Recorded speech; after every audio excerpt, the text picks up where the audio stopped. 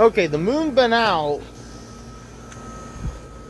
Then the moon heads rise. And heat lighting, it's too far away to be recorded. But that means there's no more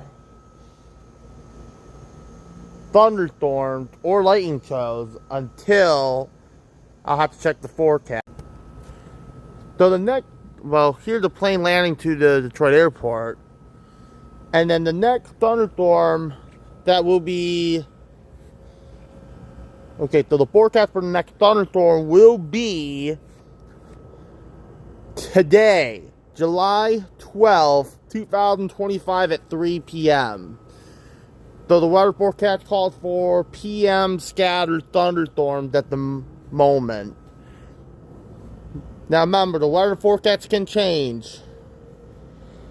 And plus, we might not even have a thunderstorm today. But there's around like a 50-50 chance.